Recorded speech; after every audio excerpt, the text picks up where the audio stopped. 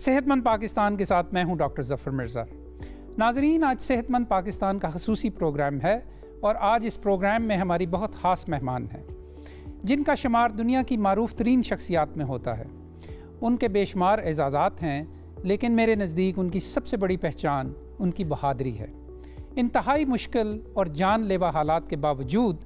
اپنی تعلیم کے حق کی حفاظت کی اور اب وہ دنیا میں 13 کروڑ بچیوں کے لیے مہم چلا رہی ہیں جو مختلف معاشی اور معاشرتی وجوہات کی وجہ سے بنیادی تعلیم حاصل نہیں کر پا رہی۔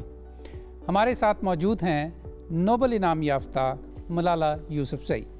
ملالہ، سب سے پہلے تو ہم آپ کے بہت زیادہ مشکور ہیں کہ آپ نے اس پروگرام میں آنے کے لیے وقت نکالا، اور ساتھ ہی ہم آپ کو بہت سی دعاؤں کے ساتھ نکاح کی مبارکباد پیش کرتے ہیں۔ ملالہ، سب سے پہلے تو میں یہ جاننا چاہتا ہوں کہ یہ جو کووڈ-19 کا عرصہ گزرا اور گزر رہا ہے، اس نے آپ کی زندگی میں کیا بدلا؟ جی، سب سے پہلے تو بہت شکریہ کہ آپ نے بات کرنے کا موقع دیا۔ کووڈ اب 2 سال تک جاری رہا ہے، تو ہم عادی ہو چکے ہیں کووڈ کے ساتھ کہ اب یہ معمول کی زندگی بن گئی ہے۔ کبھی بہت زیادہ ریسٹرکشنز آتے ہیں کہ آپ گھر پہ بیٹھے آپ 6 سے زیادہ لوگوں سے نہیں مل سکتے، آپ گھر میں کسی کو بلا نہیں سکتے یا کسی کے گھر جا بھی نہیں سکتے، اور کبھی یہ جو رولز ہے تھوڑے سے اچھے ہو جاتے ہیں اور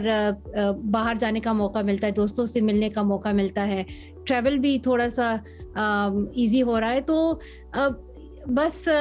ہم عادی ہو رہے ہیں اس کے ساتھ ساتھ۔ اس کے علاوہ اس میں ان 2 سالوں میں نے اپنی یونیورسٹی کی ڈگری بھی مکمل کر دی۔ میں نے آکسفورڈ سے گریجویشن کی 2020 میں، اور اس کے ساتھ ساتھ پھر میں اپنے ملالہ فنڈ کے کام پر بھی توجہ دے رہی ہوں، اور لڑکیوں کی تعلیم کے لیے میں کام کر رہی ہوں، کیونکہ کرونا میں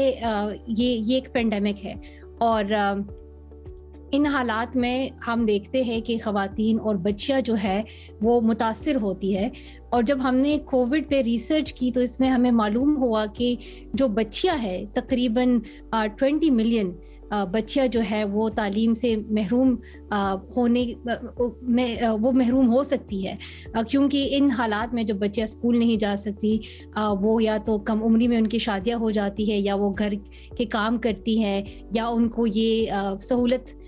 میسر نہیں ہوتی کہ وہ کمپیوٹر استعمال کرے، موبائل فون استعمال کرے اور آن لائن کلاسز لے۔ تو ایسے بہت ساری وجوہات ہیں جن کی وجہ سے بچیاں تعلیم سے محروم رہ جاتی ہیں ان حالات میں، اور میرا کیمپین یہی رہا ہے ان 2 سالوں میں کہ ہم لڑکیوں کی تعلیم پر توجہ دیں اور اس کو ہم نہ بھولیں، اور ہم جو دنیا کے لیڈرز ہیں وہ اس پر توجہ دیں۔ میں آپ کی ویب سائٹ دیکھ رہا تھا جس میں آپ نے ایک تو خیر آپ 13 کروڑ 130 ملین گرلز جو اسکولوں میں نہیں جا پا رہی کسی بھی وجہ سے دنیا بھر میں، ان کے لیے تو آپ کام کر ہی رہی ہیں، لیکن آپ نے اس طرح کے اعداد و شمار بھی اپنے ویب سائٹ پہ رکھے ہیں کہ کووڈ کی وجہ سے مزید کتنی بچیوں کی تعلیم جو ہے وہ متاثر ہوگی، اور وہ شاید اگر اسکولوں میں تھیں بھی تو شاید وہ اسکولوں میں نہ لوٹ پائیں۔ تو 2 کروڑ بچیاں ایسی ہیں کہ جن کی تعلیم اس سے متاثر ہوگی۔ تو جن کی تعلیم اس سے متاثر ہوگی، آپ کی جو مہم ہے تعلیم کی پروموشن کے لیے، تو اس خصوصی طور پہ اس حوالے سے ملالہ فنڈ کی کیا ایکٹیویٹیز ہیں؟ کووڈ کی وجہ سے بہت ساری بچیاں اس خطرے میں ہیں کہ وہ کبھی اسکول دوبارہ نہ جا پائیں، اور اس حوالے سے ملالہ فنڈ نے ایک مہم شروع کر دی تمام جو ورلڈ سٹیجز ہیں ان پر کہ لڑکیوں کی تعلیم کو ہم اس پر بات کریں، اور ہم ہمارے لیڈر سے کہیں کہ وہ اس میں انویسٹ کریں اور اس کو نہ بھولیں، کیونکہ ہمیشہ یہی ہوتا ہے کہ آپ ان کانفرنسز میں جاتے ہیں، آپ UN میں جاتے ہیں، اور جب کوئی اور نیا مسئلہ آتا ہے تو لوگ پھر نہ ہی خواتین کے حقوق کے بارے میں بات کرتے ہیں، نہ ہی بچیوں کی تعلیم کے بارے میں بات کرتے ہیں، اور ان حالات میں لیڈرز کے لیے بہت آسان ہوتا ہے کہ وہ لوگوں کو دوسری طرف ان کو ڈسٹریکٹ سا کرے۔ تو ہمارا کیمپین یہ تھا کہ ہم اس کے لیے ایڈوکیسی کریں گے, ہم اس کے لیے مہم چلائیں گے, اور اس کے ساتھ ساتھ جو ملالہ فنڈ ہے وہ لوکل ایکٹیوسٹ کے ساتھ کام کرتا ہے 8 سے زیادہ ممالک میں, جن میں Pakistan, Afghanistan, India, Nigeria, Lebanon, Brazil ممالک شامل ہے. آپ نے پاکستان کا بھی ذکر کیا, دوسرے ممالک کا بھی ذکر کیا, تو اس وقت ملالہ فنڈ کتنے ممالک میں کام کر رہا ہے؟ ملالہ فنڈ کی زیادہ تر پروجیکٹس پاکستان میں ہی ہوتے ہیں, اور پاکستان میں میں نے چند سال پہلے اپنے نوبیل انعام اور دوسرے فنڈ ریزنگ سے ایک اسکول شروع کیا تھا شانگلہ میں. شانگلہ میرے ابو امی کا گاؤں ہے اور ادھر وہ پیدا ہوئے تھے, مگر شانگلہ میں کوئی بھی لڑکیوں کا سیکنڈری اسکول نہیں تھا جہاں لڑکیاں اپنی تعلیم مکمل کر پاتی, اور بہت ساری لڑکیوں کو پھر شانگلہ چھوڑنا پڑا اگر وہ اپنا تعلیم جاری رکھنا چاہتی تھی. تو ہم نے وہاں پر ایک state of the art school بنایا ہے شانگلہ میں, اور ادھر بچیاں تعلیم حاصل کر رہی ہے, وہ سائنسز پڑھ رہی ہے, وہ پلے گراؤنڈ میں کھیل رہی ہے, وہ چیس کھیل رہی ہے. تو بچیوں کو ایک امید ملی ہے کہ ان کا مستقبل ہے وہ, اور وہ اپنے معاشرے میں کچھ بن سکتی ہے اور اپنی معاشرے کی اور اپنے ملک کی خدمت کر سکتی ہے. تو اس سے ایک بہت ہی بڑی تبدیلی آئی ہے اس گاؤں میں, اور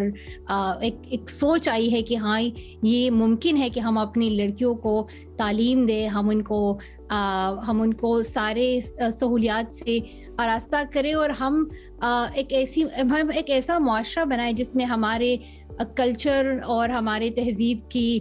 قدر ہو, اور جو سارے لوگ ہیں ان کے برابر کی حقوق حاصل ہو, کہ وہ کسی بھی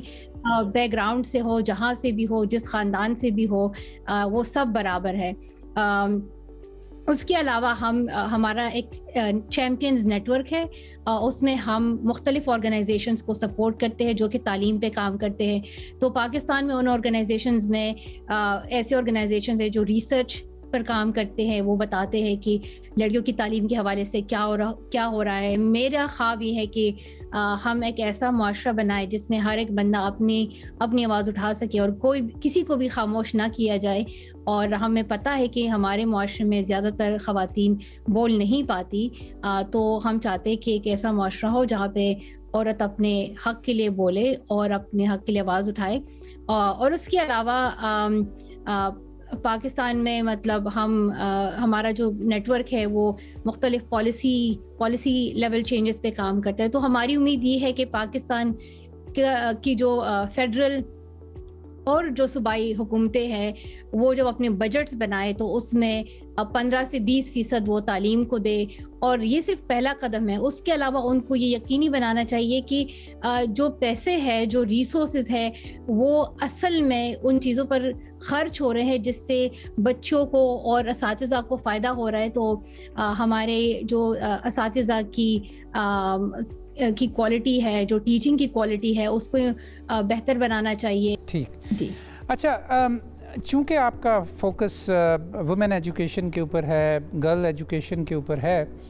تو اس میں کہیں ہم غریب لڑکوں کی تعلیم کا کہیں نظر انداز تو نہیں ہو جائے گی؟ اور آپ لڑکوں کی تعلیم کے بارے میں تو بات ہی نہیں کرتی. سارا آپ کا جو فوکس ہے وہ تو صرف اور صرف لڑکیوں کی تعلیم کے اوپر ہے, تو یہ کہیں اور طرح کا جینڈر باعث نہ ہو جائے؟ میرے خیال میں یہ جو تنقید ہے اس میں وزن ہے, اور ہم نہیں چاہتے کہ جو ہمارا جو پیغام ہے لڑکیوں کے حوالے سے کہ وہ اس نظر سے دیکھا جائے کہ ہم نہیں چاہتے کہ لڑکوں کے تعلیم پر توجہ نہ دی جائے یا لڑکوں کی تعلیم کی بات نہ کی جائے. ایسا بالکل بھی نہیں ہے. اگر ہم بات کریں دوسرے مسائل کے بارے میں, جب عورتوں پہ تشدد ہوتا ہے تو اس کا مطلب یہ نہیں ہے کہ ہم کہہ رہے کہ مردوں پہ کبھی تشدد ہی نہیں ہوتا ہے یا ایسے کوئی مسئلے ہے ہی نہیں, بٹ ہم بتاتے ہیں کہ اوسطاً اگر آپ ڈیٹا کو دیکھیں تو لڑکیاں جو ہے وہ زیادہ متاثر ہوتی ہے. ہمیں پتہ ہے کہ اس وقت افغانستان میں لڑکوں کو تو اجازت دی گئی ہے کہ وہ اسکول جا سکیں, مگر لڑکیاں اس لیے اسکول نہیں جا رہی جو سیکنڈری ایجوکیشن کی لڑکیاں ہیں, کیونکہ وہ صرف لڑکیاں ہیں, ان کی جو یہ شناخت ہے کہ وہ لڑکیاں ہیں اس کے حوالے سے پھر ایسے وجوہات وہ سامنے لاتے ہیں کہ لڑکیاں یا تو محفوظ نہیں ہے یا تو فیمیل ٹیچرز نہیں ہے. تو اس قسم کے بہانے استعمال کیے جاتے ہیں اور پھر کہا جاتا ہے کہ لڑکیاں گھروں پر ہی رہے, وہ تعلیم حاصل نہ ہی کرے. تو ہم چاہتے ہیں کہ ایک ایسا معاشرہ نہ ہو جس میں صرف آپ کی جو جنسی شناخت ہے اس کو آپ کے خلاف استعمال کیا جائے اور آپ کو یہ حق نہ دیا جائے کہ آپ اپنی تعلیم مکمل کریں اور آپ اپنے لیے کچھ پیسے کما سکیں اور اپنے پیروں پہ کھڑے ہو سکیں. جی, آپ نے بہت اچھا ہوا کہ آپ نے افغانستان کا ذکر کیا, کیونکہ میں آپ کے کچھ اسٹیٹمنٹس دیکھ رہا تھا جو خصوصی طور پہ آپ نے وہاں طالبان کی حکومت آنے کے بعد جاری کیے اور آپ نے اپیل کی. تو میں چاہتا ہوں کہ آپ اس پہ ذرا تھوڑی سی مزید بات کریں کہ خاص طور پہ گرل ایجوکیشن کے حوالے سے طالبان کی حکومت کو کیا کرنا چاہیے. سب سے پہلے تو جو طالبان کی اب یہ جو ایک حکومت بنی ہے وہ اس میں افغانستان کے لوگوں کا کوئی یہ ان کا فیصلہ نہیں ہے. یہ کسی ووٹ کے بدولت نہیں آئی اور میں اور اگر وہ ابھی حکومت کلیم کر رہے وہ تو خیر الگ بات ہے. ان حالات میں اب کیا ہونا چاہیے, ان حالات میں جس طرح طالبان نے لڑکیوں کو یہ اجازت دی ہے کہ وہ اسکول جا سکے, وہ لڑکیوں کو بھی دے, خاص طور پر جو سیکنڈری ایجوکیشن کی لڑکیاں ہیں جو 7ویں جماعت سے اوپر ہے ان کو اجازت دے کہ وہ اپنے اسکولوں میں پڑھ سکے. ابھی تک تو وہ کہہ رہے ہیں کہ مارچ کے آگے ہم اجازت دیں گے, مگر جتنا بھی ہم نے ماضی میں دیکھا ہے تو وہ کبھی بھی اپنی بات پر کھڑے نہیں ہوتے. اور تو اس لیے ان پہ پریشر ڈالنا بہت ضروری ہے کہ بچوں کو وہ پڑھنے دے, ان کو آگے جانے دے, ان کو کام کرنے دے. بہت ساری خواتین کو کام سے نکالا گیا ہے, جو خواتین کی منسٹری تھی اس کو بھی انہوں نے تبدیل کر دیا اور کچھ اور ہی کہہ دیا ہے. تو بہت ساری چیزیں تھی جو پہلے خواتین کی زندگی کا ایک بہت ہی اہم حصہ تھی, وہ ساری چیزیں چلی گئی ہے. اور ایک ایسا وہ معاشرہ بنانا چاہتے ہیں جس میں بچیاں اور خواتین ہو ہی نہ, کہ وہ بس بالکل گم ہی ہو جائے. تو ہم ایسا معاشرہ ممکن ہی نہیں ہے, کیونکہ ہم تو اس معاشرے کا حصہ ہے اور ہمیں چاہیے کہ ہم عورتوں سے ان کے حقوق نہ چھینیں. یہ حقوق تو ان کو انٹرنیشنل جو بین الاقوامی قوانین ہے وہ بھی دیتی ہے ان کو. ہیومن رائٹس لاز ہے, بہت سارے انسانی حقوق کے قوانین ہیں, وہ بھی ان کو یہ سارے حقوق دیتی ہے. اگر ہم اسلام کے نظر سے دیکھیں تو اسلام میں بھی عورتوں کو یہ سارے حقوق حاصل ہے کہ وہ تعلیم حاصل کرے, وہ کام کرے. آپ نے جب مجھے لسٹ گنوا رہی تھیں آپ ان ممالک کی کہ جن میں ملالہ فنڈ کام کر رہا ہے, اس میں افغانستان بھی شامل تھا,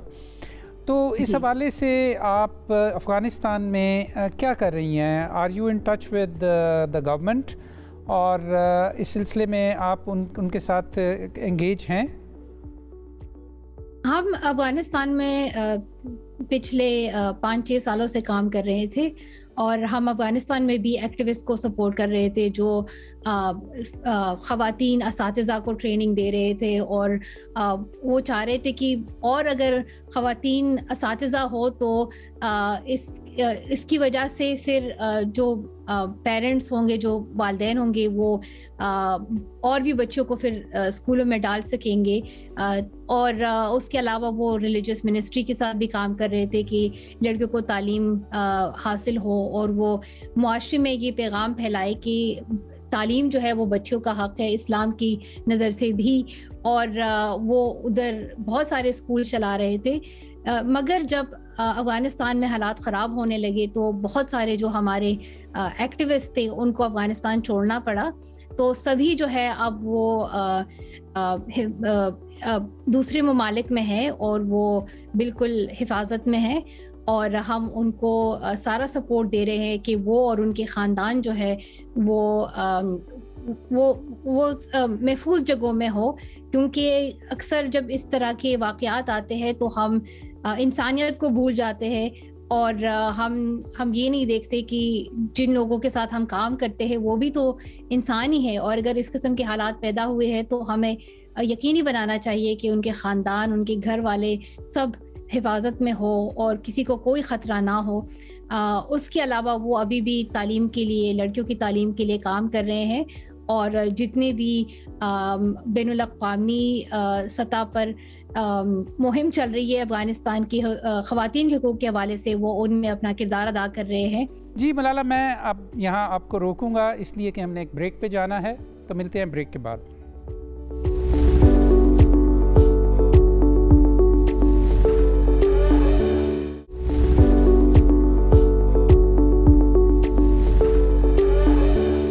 welcome back after the break. Malala, یہ بھی بتائیے مجھے کہ کیا فوکس صرف لڑکیوں کی تعلیم پہ ہے، یا آپ کچھ لڑکیوں کی صحت کے بارے میں بھی کام کر رہی ہیں؟ کیونکہ جسے کہتے ہیں نا، health is a precondition for anything, تو اور ہمارے ہاں جو اسٹیٹسٹکس ہوتے ہیں بچیوں کی صحت کے بارے میں، وہ لڑکوں کی نسبت بہتر نہیں ہوتے، بلکہ اس سے بہت کم ہوتے ہیں۔ تو اس حوالے سے بھی ذرا بات کیجئے، اور میں آپ سے یہ بھی پوچھنا چاہتا ہوں کہ اسی حوالے سے کیا آپ کا فوکس جو ہے وہ لڑکیوں کی صرف پرائمری تعلیم پہ ہے، یا سیکنڈری اور ہائر ایجوکیشن کے لیے بھی کچھ سوچ رہی ہیں؟ جی، تو میں تو لڑکیوں کی سیکنڈری ایجوکیشن پہ اس وقت کام کر رہی ہوں، کیونکہ اس عمر میں بہت ساری بچیاں اسکول سے باہر ہو جاتی ہے، وہ اسکول چھوڑ دیتی ہے، کیونکہ ان کو تو یا کم عمری میں ان کی شادیاں کرائی جاتی ہے، یا ان سے گھر کے کام کرائے جاتے ہیں، یا ان کو بتایا جاتا ہے کہ اب وہ بڑی ہو گئی ہے، گھر پہ بیٹھو،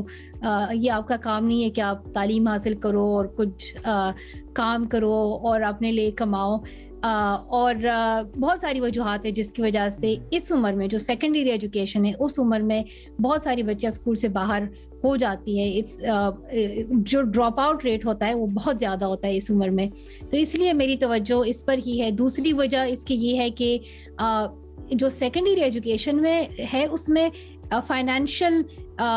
سپورٹ بھی بہت کم ہے۔ اگر آپ دیکھیں کہ دنیا بھر کے ممالک نے تعلیم کو کتنا دیا ہے، کتنی فائنینشیل انویسٹمنٹ انہوں نے کی ہے، تو پرائمری ایجوکیشن میں بہت سارے ممالک نے اور آرگنائزیشنز نے بہت پیسے انویسٹ کیے ہیں۔ ٹرشری ایجوکیشن جو یونیورسٹی والا ایجوکیشن ہے اس میں بھی بہت سارے پیسے انویسٹ کیے ہیں، مگر جب بات سیکنڈری ایجوکیشن کی آتی ہے تو اس میں ایک بہت ہی بڑا گیپ ہے، اور جب ہم اس گیپ کو نہیں فل کریں گے تو بہت ساری بچیاں جو ہے وہ پھر یونیورسٹیوں تک بھی نہیں پہنچ پاتی۔ تو اس لیے میں اس گیپ کو ایڈریس کر رہی ہوں۔ مگر ضرور جب میں کہتی ہوں کہ میرا فوکس سیکنڈری ایجوکیشن ہے، اس کا مطلب یہ نہیں ہے کہ میں بالکل کہوں کہ پرائمری کو ہم بالکل دیکھ بھی نہیں سکتے۔ ہم جو بھی حالات ہوتے ہیں اس کے مطابق پروجیکٹ سپورٹ کرتے ہیں۔ اگر کسی ایک ملک میں اگر ہم ریفیوجیز کی تعلیم پر توجہ دے رہے ہیں تو ادھر اگر سیکنڈری پرائمری ایجوکیشن پر بھی سپورٹ چاہیے تو ہم دیتے ہیں بچیوں کو، اور اگر لڑکے بھی اسکول میں ہم ان کو بھی سپورٹ کرتے ہیں۔ مگر جو ہمارا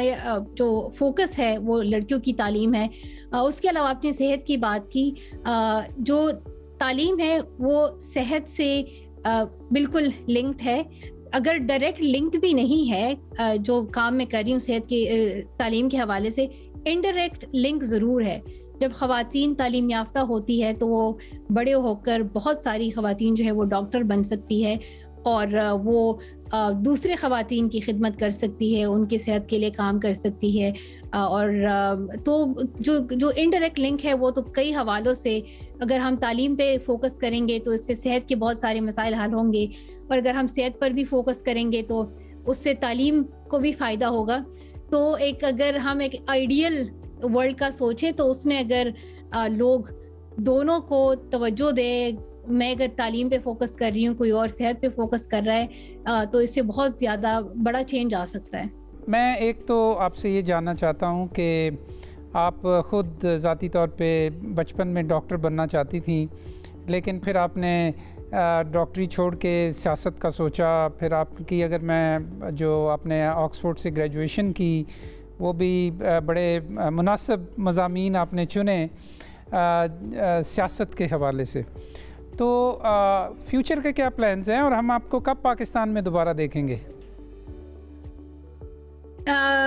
آپ مجھے پاکستان میں بہت جلد دیکھیں گے انشاءاللہ. اچھا.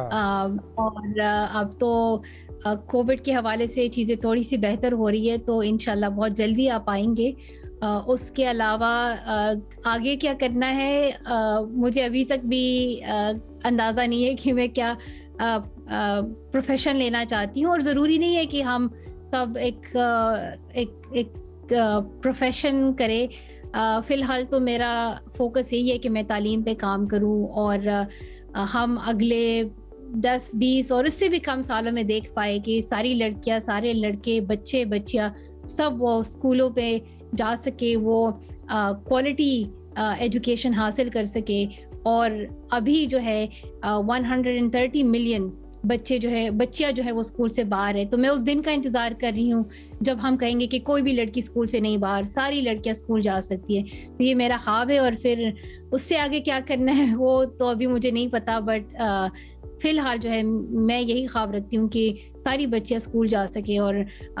پاکستان میں خاص طور پر اپنے گاؤں جہاں پر میں پلی بڑی ہوں، سوات اور شانگلہ کے، ادھر کی ساری بچیاں جو ہے وہ تعلیم حاصل کر سکیں. ٹھیک ہے. آخر میں جب ہم یہ پروگرام ریکارڈ کر رہے ہیں تو اس وقت پاکستان میں اومیکرون بہت تیزی سے پھیلا ہوا ہے. میں چاہتا ہوں کہ آپ براہ راست پاکستان میں بچیوں سے بھی اور بچوں سے بھی جو اسکول جا رہے ہیں اور جن کی تعلیم کا بہت خرچ ہوا ہے کووڈ کی وجہ سے، ان سے ذرا براہ راست ان کو کوئی میسج دینا چاہیں تو دیں، اپنے کام کے حوالے سے بھی، اور کہ ان کو کیسے کوپ کرنا چاہیے اس صورتحال کو. یہ بہت ہی اہم سوال ہے، اور مجھے معلوم ہے کہ اس وقت بہت سارے بچی اور بچیاں ہیں جو بہت ہی مشکل حالات میں ہے، کیونکہ کبھی لاک ڈاؤن آتے ہیں تو کبھی سکولز بند ہوتے ہیں، کبھی ان کو گھر بھیجا جاتا ہے، اور کچھ سکولوں میں کلاسز آن لائن بھی ہو رہے ہیں. تو اس حوالے سے میں سب سے یہ کہنا چاہوں گی کہ وہ اپنی محنت جاری رکھے اپنی تعلیم کے لیے، اور یہ یاد رکھے کہ یہ وقت جو ہے یہ انشاءاللہ بہت جلد گزر جائے گا. اور اس کے علاوہ وہ سب تعلیم حاصل کر رہے ہیں، اور ان کو پتہ ہے کہ ہمیں کس طرح ایک ویکسین جو کہ بہت ہی مؤثر ہوتی ہے ان قسم کی وائرل انفیکشنز کے خلاف، کہ ہم وہ ویکسین خود کو ویکسینیٹ کرے اور دوسرے لوگوں سے کہے کہ وہ بھی ویکسینیشن حاصل کرے. کیونکہ جتنے بھی زیادہ لوگ ویکسینیٹ ہو جاتے ہیں اس کی وجہ سے پھر کووڈ کا پھیلنا کم ہو جاتا ہے، اور اس سے ہم یہ یقینی بنا سکتے ہیں کہ کووڈ کے جو نئے جو میوٹنٹس آتے ہیں اور نئے ویریئنٹس آتے ہیں کہ وہ بھی کم ہو جائے. کیونکہ اگر ہم سب ویکسینیٹ نہیں ہوں گے صحیح وقت پر تو اور بھی ویریئنٹس آئیں گے، کبھی اومیکرون تو کبھی ڈیلٹا تو کبھی کچھ اور. اس لیے ہم سب کے لیے ضروری ہے کہ ہم جس طرح بھی ہمارے جو ایکسپرٹس ہیں، سائنٹسٹ ہیں، وہ ہمیں بتاتے ہیں، ہم ان کی بات غور سے سنیں اور اپنی صحت کا خیال رکھیں، دوسروں کی صحت کا بھی خیال رکھیں، اور اس کے ساتھ ساتھ اپنی تعلیم جاری رکھیں، کیونکہ ہو سکتا ہے آپ بھی مستقبل کے ڈاکٹرز ہو، سائنٹسٹ ہو، ریسرچرز ہو. جی ملالہ، آپ کا ہمارے پروگرام میں شامل ہونا ہمارے لیے بہت عزت کا باعث ہے. آپ ہمارا فخر ہیں، اور آپ سے جو گفتگو ہوئی وہ بہت انسپریشنل ہے، اور میرا خیال ہے کہ ہمارے بچے اور بچیاں اگر جو آپ کا یہ پروگرام سنیں گے وہ اس سے بہت زیادہ انسپریشن لیں گے. ناظرین، پاکستان اس وقت ایک بہت نازک مرحلے پہ ہے. ہمارا بہترین دفاع ویکسینیشن اور SOPs پر عمل میں ہے. اگلے ایپیسوڈ میں دوبارہ ملاقات ہوگی. اپنا خیال رکھیے. خدا حافظ.